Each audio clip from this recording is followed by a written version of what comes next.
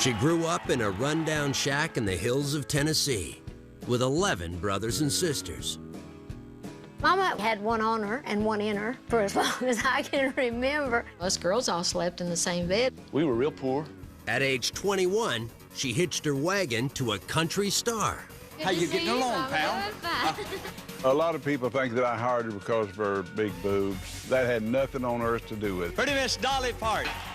At 28, Dolly Parton broke loose. I took my look from the town tramp. Hey, that's what I'm gonna be when I grow up, trash. Dolly sang and wrote from the heart, turning hard times into monster hits.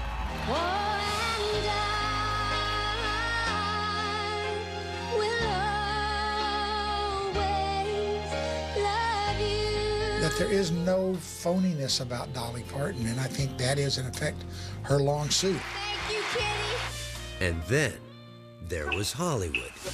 It's not her boobs that precede her through a door, it's her laughter. And then her boobs come. It's always, like, oh, I'm so sorry, Dolly. Oh, I'm sorry, darling, forgive me, I'm so sorry. God gave me plenty. If he hadn't wanted me to use all the stuff he gave me, he'd probably given it to somebody else. But along the way was plenty of heartache. She had some personal betrayals of people that she thought were on her side, and she found that they weren't. And a near-fatal meltdown. It's like commit suicide. Why? I'm waking up dead every day. I feel like I died with the hillbilly heaven. This is the incredible tale of one classy, sassy Southern belle.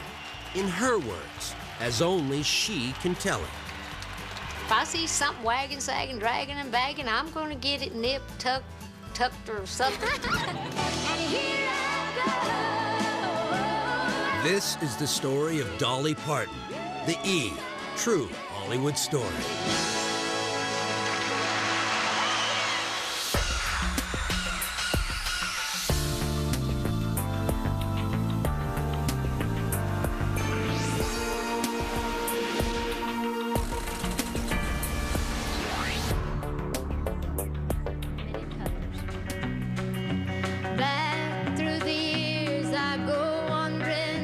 Again, back to the seasons of my youth, and I recall a box of rags that someone gave us, and how my mama put the rags to use. People used to send Mama lots of scraps to make quilt tops and things out of, because she made all the quilts for our beds. And this one particular time I had needed a coat, and she didn't have enough of one color. I really went to school so proud, thinking I was just beautiful.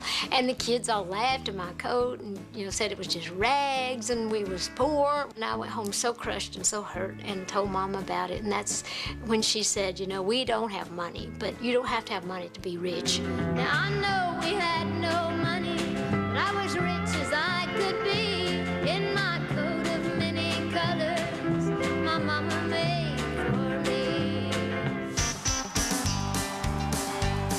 Dolly Parton became one of the richest, most prolific singer-songwriters in music history, with more than 3,000 songs to her name.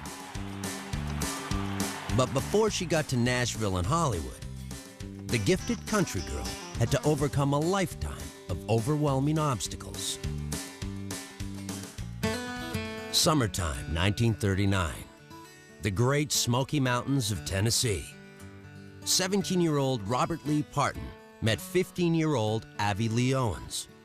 And within days, the couple married. Soul-draining poverty didn't stop the Partons from having a slew of kids.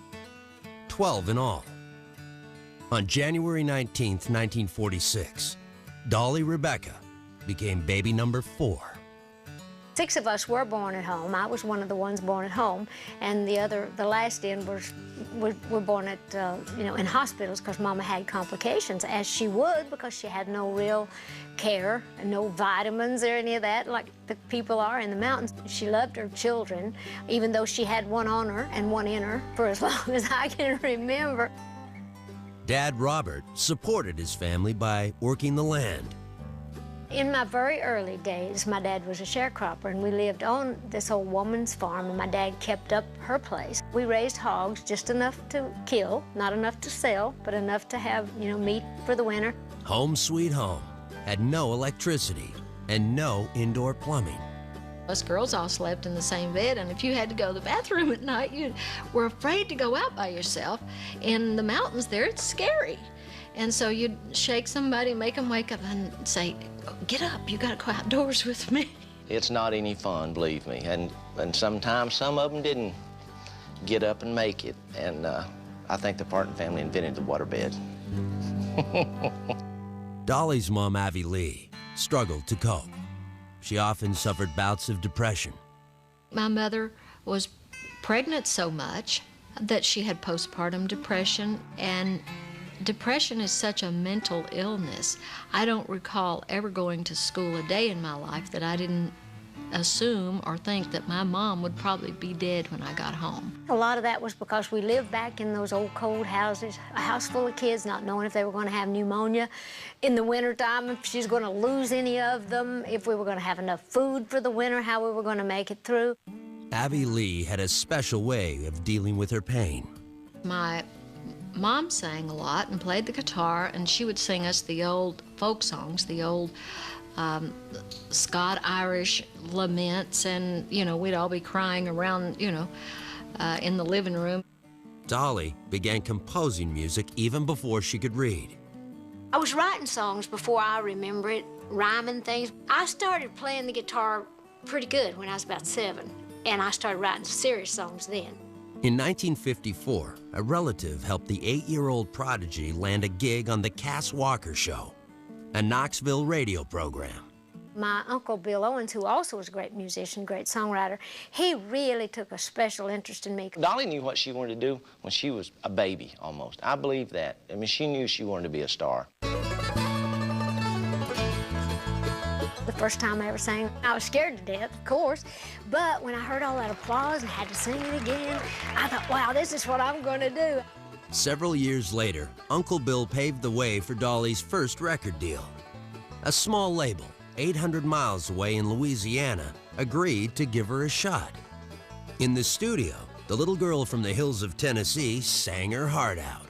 Oh, yeah, she felt like she was a woman of the world by the time she was 12. Puppy Love was the first song I recorded. It's special to me, of course. It ain't good, but it's good that we got it. The 45 RPM single was released in 1959. Dolly enjoyed her first taste of success and real puppy love.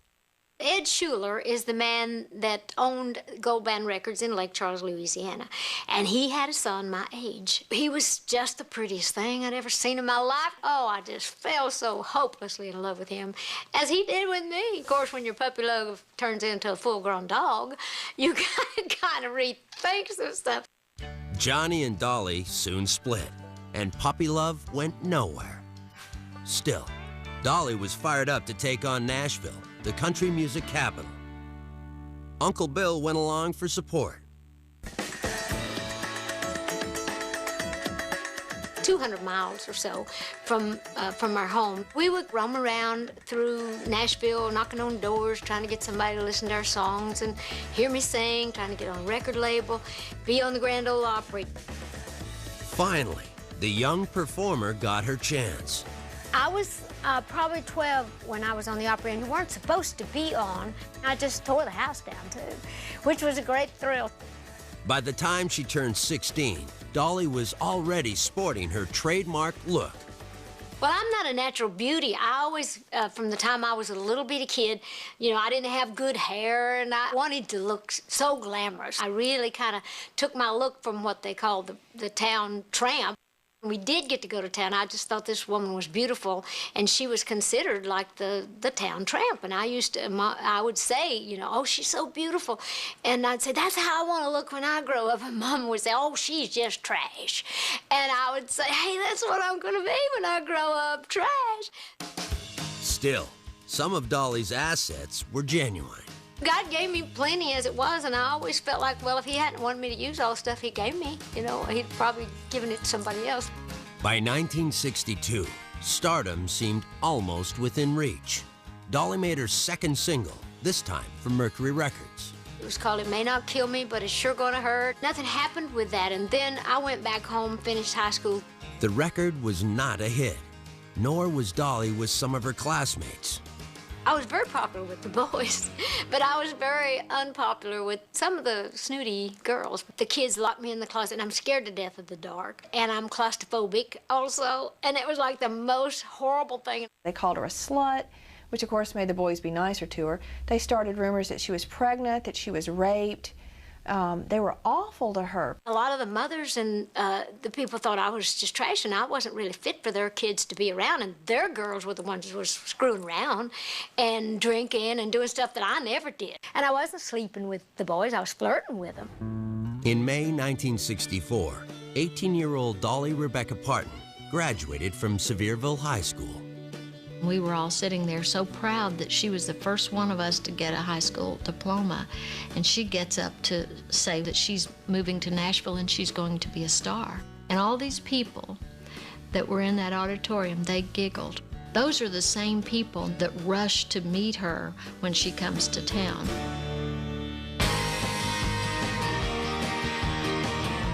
Coming up, Pretty Miss Dolly Parton. Hello, Dolly. A lot of people think that I hired her because of her big boobs. And later, goodbye, Dolly. It's like commit suicide. Why? I'm waking up dead every day.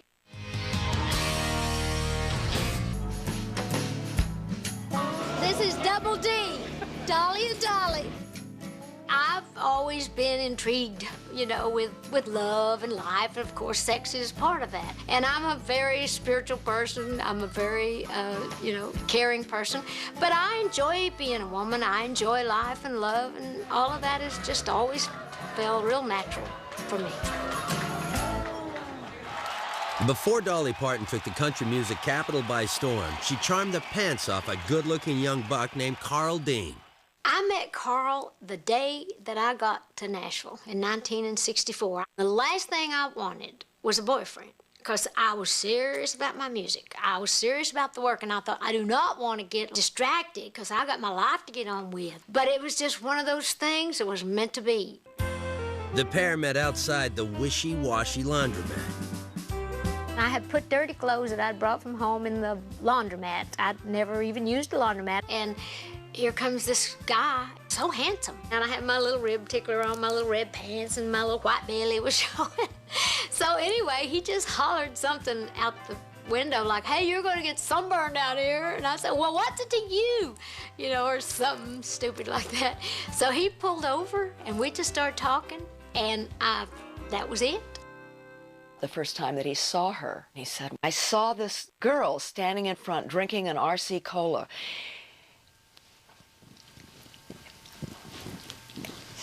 And he couldn't say anything. He was trying to describe what it was like, you know, and then and he got so perturbed trying to tell this story that he tipped over in his chair and fell down. At 22, Carl was 4 years older than Dolly. The Nashville native worked for his father's asphalt paving business. He was just a regular cat that doesn't want to hang around all our show business people. If you want to talk about guns or fishing or that kind of stuff, well, we'll talk. But he's my best buddy. He's a great guy. He's corny and he's country, but he's special. He doesn't like the limelight at all. You'll never get an interview out of him, nor will you get a picture. You know, he's like, hates that. Unless I give you a picture, you won't see one of him, and then he'll kick my ass for doing it. Dolly fell in love, but she became frustrated with her career. Dolly then met the owner of Monument Records. I said, do you write songs? And she said, yes. I said, sing me 4. So she sang 4 really good songs, and I just loved her voice because it was so different. He took a great interest in me and helped groom me and shape me into like a recording artist. But Dolly and Fred Foster couldn't seem to agree on anything, from what she should sing to when she should wed. A lot of us were misguided in those days, thinking if you got married, especially if you were a pretty sexy young woman, that it would hamper your career. I said, wait a year. Well, she waited maybe 30 minutes. On May 30th, 1966, Dolly married Carl Dean at the First Baptist Church in Ringgold, Georgia. We dated for 2 years, and we actually married exactly 2 years from when we met. Meanwhile, Foster kept pushing his new client to sing pop and rockabilly tunes. Finally, Dolly put her foot down. She came to me and said, look, I want to sing country. That's what I am. If you don't want to produce me, then I want off the label. So we went in. Our first record was Dumb Blonde. Dolly Parton's straight-shooting single finally got her noticed in Nashville by one of the biggest stars in country music. Porter Wagoner's syndicated television show was in something like 80 to 100 markets. So he was a superstar, and she was just a green hillbilly. Wagoner's girl singer Norma Jean left his TV show. He needed a replacement fast. He approached me to see if I would be interested in that because he had seen me around on local TV and been hearing some of the things I'd done. So that's how I got my first really big break. And here's a little gal that I know you're going to really learn to love because she's a fine singer and one of the finest little gals that I've ever met. Let's give her a great big welcome as she sings a song that she had a big hit on called Dumb Blonde. She ain't no dumb blonde, though. Pretty Miss Dolly Parton. A lot of people think that I hired her because of her big boobs. That had nothing on earth to do with it. Because at that time, she was very subdued, had a dress like any lady would at home, and she sung me one of the prettiest songs I think she'd ever wrote. However, Dolly's inner beauty and powerful voice were lost on Porter's fans. The first show we did, they didn't know Norma Jean wasn't going to be there. They started hollering for Norma Jean, and there was so little applause, it embarrassed me. Mighty fine, Dolly. Come on over a minute. That is mighty, mighty nice. Thank you a lot, and welcome to the show. Thank you. It's nice to be here. Dolly went to the bus, cried her heart out. So I wanted to cry myself because I felt so sorry for her. And I got on the bus and I said, Dolly, the only way this is going to work and work great for you and for myself is we're going to have to learn some duets because you're going to have to be a part of the show real quick. In answer to an awful lot of requests, a lot of good requests, Dolly and I are going to do all duets. Before long, audiences grew to accept Porter Wagoner's new girl singer.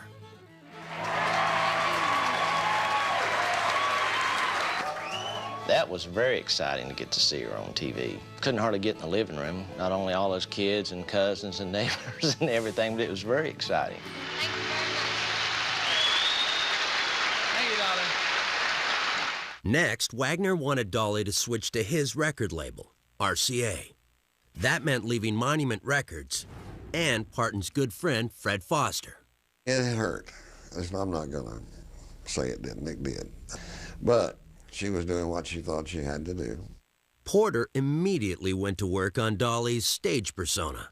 She was wearing just her regular hair then, and she was just really, really nervous, you know. She was like a real country girl that you might say it was her first trip to town. So I don't want to do all the talking. You talk a little while. Well, okay. You talk all the time anyway. I get to do half. No, I don't talk all the time, but I try to talk as much as I can. She talks so fast it's hard to understand some of the things. She said, I will learn. She was unbelievable how quick she caught on to everything. The buxom blonde played up her attributes, some natural and others fake. I never have a bad hair day. And people say, well, how long does it take to do your hair? I say stuff like, how do I know? I'm never there. Or if I'm pulling the hair out of here, people say, oh, don't that hurt? I say, no, but I bet some woman in Korea is screaming. With the new look and Dolly at his side, Porter Wagoner was determined to turn his sexy sidekick into a cash cow. First song that I found that I felt like was a hit was Mule Skinner Blues. And she was really against that at first. Porter cracked the whip, and he can crack the whip. She said, Porter, please, I don't want to go through my life to go, ole. Thank you. Mule Skinner Blues hit big. Wagoner had the Midas touch. In 1968, Dolly's first RCA album, Just Because I'm a Woman, made it onto the charts. Parton also won her first Country Music Association Award for a duet with Porter Wagoner. Rumors spread that Porter and Dolly were more than just business partners. Me and my sidekick here, she just kicked me in the side. Dolly and I we just had a love for each other in our careers. And I'm not talking about a sexual affair. We just love each other as a person. Dolly Parton's husband, Carl Dean, paid no attention to the gossip. He said, I want her to do what she wants to do. She told me, you know, said he's just the only person I would ever love in my whole life. The marriage also survived Dolly's grueling work schedule. 1 year, Dolly and I worked over 200 one-nighters. Audiences eventually flipped for Dolly Parton. But back home, Mom, Avi Lee, sank into a deep depression. Mama was so dysfunctional by that time that they weren't able really to take care of the children. And so she depended on us, as she always had, the three older girls, which was Willadine, Dolly, and myself, to raise the younger children. Still, nothing could slow Dolly down. In 1971, Joshua became her first #1 country single. Porter Wagoner had created a country diva.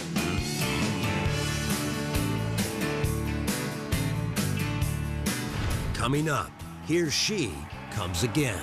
I come to Nashville to be my own star, not just to be a girl singer in somebody's group. Let me see what's coming up next. I think it's a commercial, right? 10-4. What's this?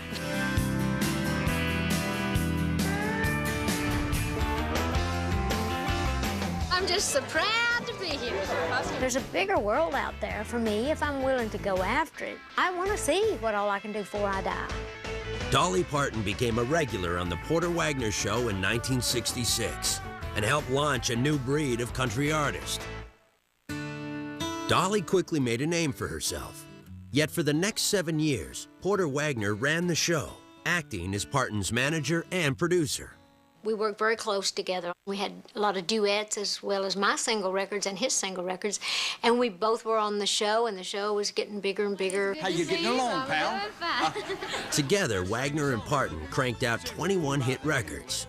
But Dolly longed to go solo. I'm pretty stubborn, and I found out then she is too. I said, someday, I know you're going to want to go out on your own, but while you're with me and while I know what my viewers will buy, that's what I've got to record with you. I wanted to work with other producers. I wanted to maybe, you know, to get in the movies. I just really wanted to see what all I could do. But Porter wasn't up for that, which I don't blame him. I mean, it was his show, but I also don't blame me for wanting to get on with my life. In early 1973, Dolly had a heart-to-heart with Porter. The following April, the country music duo performed together for the last time. Dolly left the show. She was just ready to go out on her own. She was on the Tonight Show with Johnny Carson, and she was on her way. It really disappointed me, the fact that she wanted to go ahead and go anyway, regardless of whether it suited me or not. I can't allow anything to just make me not do what I feel in my heart I should do. So, you know, it's like I've never stepped on anybody to get where I am. I've had to walk around a few people. And I will, you know, but I will get on with what I have to do. 27-year-old Dolly turned her pain into one of the most popular love songs ever recorded.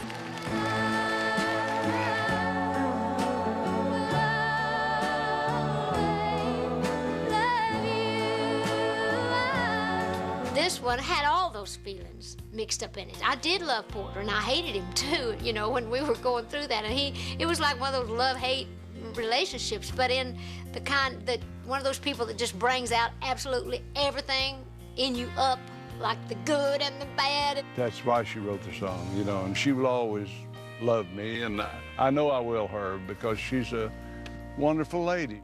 When Dolly left Porter Wagoner show, she got her own band, and it was all her brothers and sisters and kinfolks. Dolly called her new act the Traveling Family Band. But running a family business wasn't easy. It was a very exciting time. We had some great experiences on the road. We were all quite green, to be honest with you. After many months struggling on the road, Dolly canceled all future performances and broke up her traveling family band. She just seen it wasn't going to work, and it wasn't because that she didn't love him and wanted to work. It just wouldn't. Dolly needed to regroup and get some rest. Dolly took maybe 6 months off. She was having vocal trouble. She just overworked and was losing her voice, and put a new band together. In September 1976, Parton resurfaced on her own TV variety show, Dolly. Producers leaned heavily on her dumb blonde look for laughs, but audiences didn't tune in. The show lasted only one season. That same year, Dolly attempted to sever all ties with Porter Wagoner. Wagner fired back with a $3 million lawsuit. We had drawn up this little agreement that after she left the Porter Wagoner show, that all of her income, I would get 15% of it for 5 years. Her company said, "You're stupid to pay that guy this money when he's not doing anything for you now." Porter sued me out of his anger, but now he says he's so sorry that happened. But, you know, when you're all caught up in the stuff, those things happen, and it takes a lifetime to sort out and work out all that stuff, and you just do what you have to do when you have to do it. Here you come again, just when I'm about to get myself together. Then, in the fall of 1977, Dolly released Here You Come Again. Round your little finger, here you come again, just when I'm about to make it work without you. You look into my eyes and lie those pretty lies, and pretty soon I'm wondering how I came to doubt you. After I left Porter, it was my first crossover record and my first million-selling record. That song was such a great song that I've had people say, well, a monkey could have had a hit with that. I said, well, a monkey did. Dolly also signed with a new management team in Hollywood. A lot of my country fans, a lot of the country people thought I was making a big mistake, thought I was being a traitor, but they just didn't understand. And I was trying to say, hey, I'm not leaving the country. I'm taking it with me wherever I go. Parton eventually settled her lawsuit with Porter Wagoner to the tune of $1 million. Dolly was a free agent and a bona fide superstar. In February 1979, the wild child from the Tennessee backwoods won her first Grammy Award, Best Female Country Vocal, for Here You Come Again. Dolly Parton had come a long way. Coming up. I've never seen her without her wig, and I don't believe many people have. And later. If I see something wagging, sagging, dragging, and bagging, I'm going to get it nipped, tucked, or something.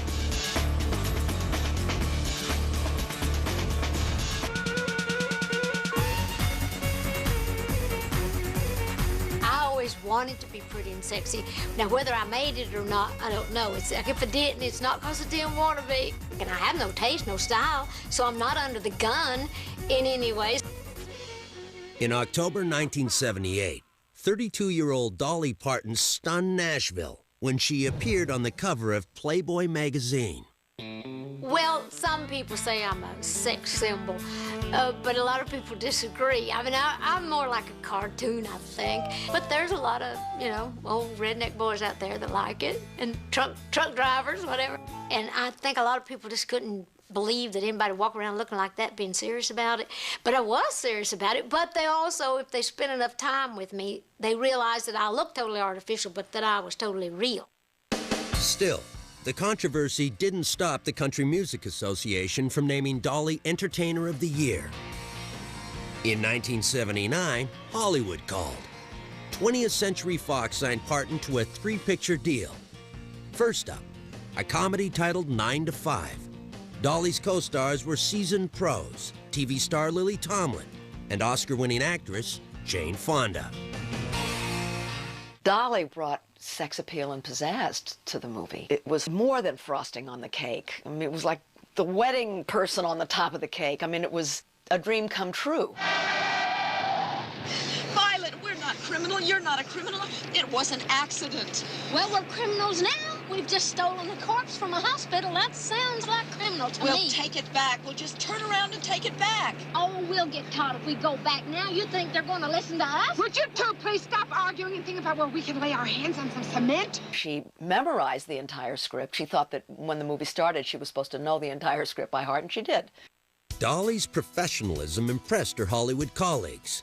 But that wasn't all. It's not her boobs that precede her through a door, it's her laughter. And then her boobs come. Dolly was so proportionately bigger than Jane or me, and it's sort of out of your peripheral vision of, you know, normal physiognomy. Many times we would run into Dolly because you'd turn suddenly and it was just more than any human you'd ever expect a human to be there nearby. And it was always, you know, like, oh, I'm so sorry, Dolly. Oh, I'm sorry, darling, forgive me, I'm so sorry. And it was, she was spectacular, spectacular. My son, Troy, was fascinated with Dolly. And one day he came in and she looked at him and she said, Troy, you know why my feet are so small? And he said, oh, Miss Parton. And she said, because things don't grow big in the shade. And of course, he didn't understand the joke, but we just fell apart. That's Dolly. 9 to 5 opened on December 19th, 1980. The combination of Fonda, Tomlin, and Parton scored with audiences. Jane Fonda had seen me and heard me singing, and her comment was, Dolly will get us the South. You know, it was like, I said, well, Dolly got you some North and East, too, you know. What about you, Dorley? What's your fantasy for doing him in? Me? Well, I think I'd like to just come riding up one day and give him a taste of his own medicine. Dolly Parton proved she had what it took to be a real movie star. What happened to Hart's body? It's not here. What do you think? It just got up and walked away? But I put Violet, how could you? How could you? I guess I must have made a mistake. You steal the wrong body from the hospital, and all you can say is, I must have made a mistake? It could happen to anyone. Oh, this is awful. It's so improper. It's like sprinkling magic dust over a room. There was constant magic dust because of Dolly. It was like one of those things, I thought, man, what took me so long to ever get in the movies? I thought, this is perfect. You know, this is great. And of course, I got to write the theme song, 9 to 5, for that. In February 1981, Parton received an Academy Award nomination for Best Original Song. The Oscar went to the theme from Fame, but Dolly didn't miss a beat. 6 months later, she began shooting the screen version of the Broadway musical, The Best Little Whorehouse in Texas. Parton's leading man? Hollywood hunk Burt Reynolds. Her salary, $1 million. Everything seemed perfect, but lightning didn't strike twice. It was just like kind of everything bad on that movie, like everything was good on 9 to 5. But I did make a better whore than a secretary. On the set, Dolly found it difficult to be her usual upbeat self. I was going through a lot of emotional stuff, problems with hormones and having some female trouble and all that, and I got overweight. Then that didn't add to anything because I'm such a short little thing, and then it's like when they would say on the set, bringing the double wide, they weren't talking about the trailer. I think what triggered that was just a culmination of a lot of things. Career things, personal things, and I think her body was just out of whack, quite frankly. But I also realized how people can commit suicide, or how they could want to. She had some personal betrayals of people that she thought were, you know, on her side, and she found that they weren't. Dolly was overweight and depressed. I thought, it's like commit suicide. Why? I'm waking up dead every day. It was like one of those things for a period of time, and then finally, after so many days of feeling sorry for myself, oh, poor pitiful me, and it's like all of a sudden, it was like either get off your fat ass and do something about it, or blow your, brains out and get on with it. Dolly believed her depression was linked to birth control pills. At the age of 36, Parton made a painful decision. I always wanted children when I was first married, but we didn't get pregnant during the time that I was the healthiest to do it, and when the time would have been right. And then I would go off and on the birth control pill. I would do this, I would do that, and then eventually, because I felt a little too old to have kids, but probably would have wound up pregnant because I had a very active sex life. So I did have my tubes tied, and because I didn't want no grandkids. No, it's just one of those decisions that I made, and that's that. Dolly and Carl would have been great parents, and the fact probably that they weren't able to have children. I know that's been rough on them, but I think it's helped them stay together, a bond, just the two of them. By 1982, Dolly was back on track, but her old mentor, Porter Wagner, was up the creek. Internal Revenue Service had checked my books. It found out that I owed the government almost $1 million. Dolly rode to the rescue. Parton bought more than 200 of Wagner's songs by writing a big six-figure check. She was helping to keep me out of jail. Meanwhile, Parton began production on her next film, a romantic comedy called Rhinestone. Dolly co-starred with Sylvester Stallone. That was the first movie I did after that long bout of depression and being overweight. That was a big hit with me personally, being around somebody that health conscious and that pretty. And he's a good singer. He can't sing country. I mean, he sucked with that. Kenny Rogers could sing country. In 1983, Parton teamed up with Rogers to record the duet, Islands in the Stream. I've never seen a transformation of a piece of music like that day when she walked in to sing Islands in the Stream. Islands in the Stream jumped off the country charts and soared straight up the pop charts. I'm pretty sure it's the largest selling country record of all time, single. It was huge for me. You know, you wait in your life to have one record like that, and to be able to share it with Dolly was a great gift. Dolly reached a new career high. But in June 1984, her movie Rhinestone opened nationwide and bombed. Dolly's days as a movie queen were numbered, but she had other plans.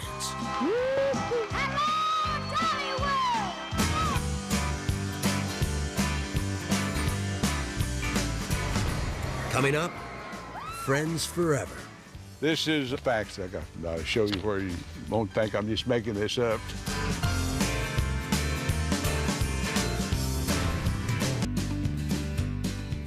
You know, it's like God's willing to help them that's willing to help themselves. And I always think about all the stuff I've done. I think, yeah, but you should have seen me when the Lord had me by himself. In 1986, actress, singer-songwriter Dolly Parton reinvented herself again. Dolly hooked up with the owners of a theme park in Pigeon Forge, Tennessee, just a few miles from where she was raised. Well, Dollywood has been one of the great things of my whole life. People think if it's some corny little amusement park. We do have amusement areas, but it's really a theme park, and we spend a lot of time trying to preserve the Smoky Mountain heritage as it was like 100 years ago. And I think she realizes just how important that preserving the history and letting people know how it was in the Appalachian Mountains and stuff like that. My Uncle Bill still performs and sings there. My Uncle Lewis, my brother Randy has a great show there. In 1989, Parton also invited Porter Wagoner to share the stage for the first time since their split 15 years earlier. Later that year, despite 2 flops in a row, Hollywood gave Parton another chance. She was cast in the comedy Steel Magnolias. The all-star lineup included Sally Field, Daryl Hannah, Shirley MacLaine, and a relatively unknown Julia Roberts. 3 years later, Whitney Houston sang Dolly's song, I Will Always Love You, in the film The Bodyguard, making it one of the biggest hits in music history. It is a song that fits everybody. A lot of people think it's about just a male-female love affair. Some say they play it, you know, because their children went off to college. Some people play it at funerals. It's one of those songs that I will always love. It could be a business partner even.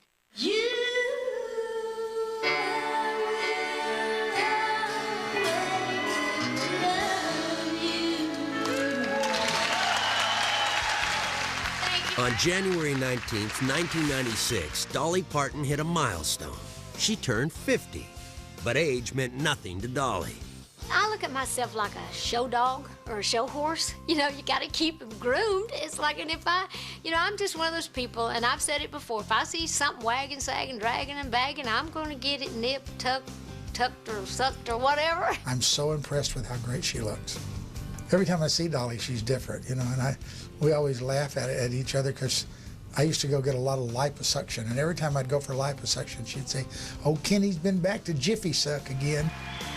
At 53, Dolly was inducted into the Country Music Hall of Fame. Thank you, Kenny. In 2000, Parton returned to her roots. The singer released a Grammy-winning bluegrass album titled The Grass is Blue. For her next album, Little Sparrow, the song Shine won Parton another Grammy. For Best Female Country Vocal Performance, 2001. She's a very complicated, deep sort of a psychic person. There's a song on her last record, Little Sparrow, about a fortune teller. And there's something of that in Dolly. She intuits things and sees things that other people don't see.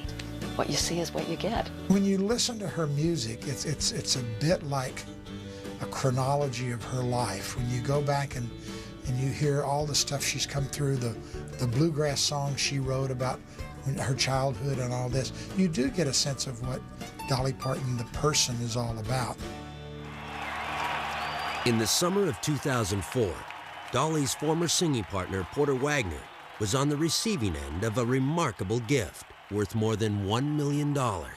This is facts I got from Dolly to show you where you won't think I'm just making this up. Says, "Dear Porter, I got a letter who says you would like to buy your songs back that's in my publishing company. But I will give these songs back at no charge. And I hope you're doing good. I love you, Dolly." Well, can you imagine? We're talking about over 200 songs here. The fact that she would give them back to me without no charge. So I think she knew more than anyone on this earth what those songs meant to me.